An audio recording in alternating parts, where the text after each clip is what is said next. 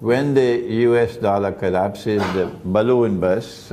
If you go to my YouTube channel, you'll find 3 lectures on money, just delivered in Sitapak. The first was, what is money in the Quran and Sunnah? The second was, what is money in the world today?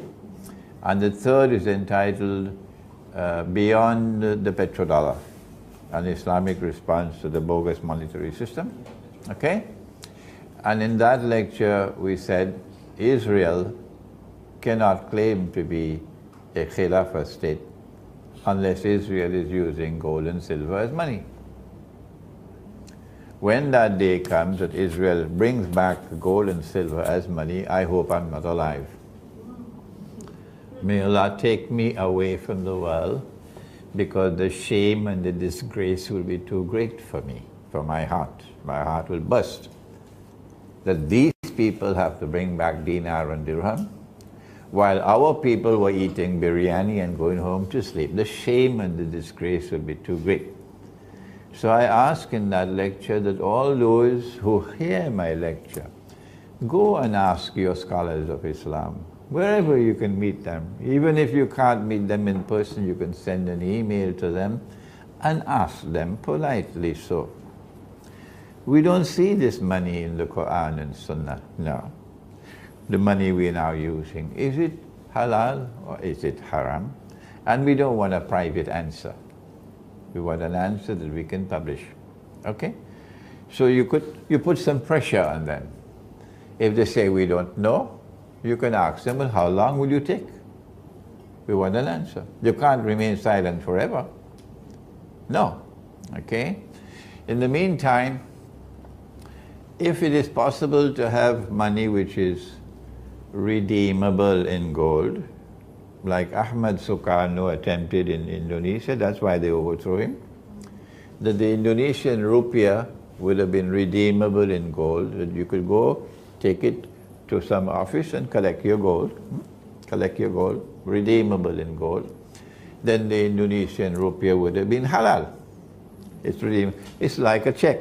You can cash the check. Okay? It's redeemable in gold. Perhaps if that can be done, then that would be a solution to the problem. However, they cannot allow anyone to succeed. Because if one country were to succeed, it will bring down the whole monetary system. So they will wage war to prevent you. That's why they attacked Libya. They wage war to ensure that you do not establish a monetary system in which your money is redeemable in gold and silver. Okay? We said that an alternative could also be where you establish markets in which you use actual gold and silver for buying and selling. We just had Eid al-Adha, Hari Raya Haji. And in Hari Raya Haji or Eid al-Adha, you have to buy animals to sacrifice. So I don't know what you use, whether you use ringgit or rupiah or whatever. I use dinar and dirham. Yes, I bought my animal with dinar and dirham. Yeah, and then we had the sacrifice.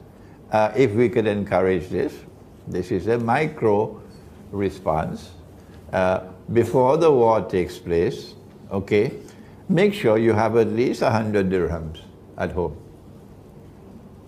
It may be 2 dirhams a day for food, 2 dirhams a day, depending on the size of your family. So at least for 50 days you have food. Make sure you have at least 100 dirhams at home.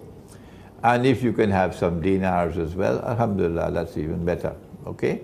This is another response that you have. Finally, we said that one of the prophecies of Prophet Muhammad ﷺ is that in the end time, the earth will vomit from its liver columns of gold and silver. The likelihood is that this will take place in Indonesia. Yeah, because of the volcanoes of Indonesia, they call a ring of fire. And these volcanoes are already producing gold in Java, okay? when that gold comes into the world, that gold can then be used to fight the monetary system. Yeah.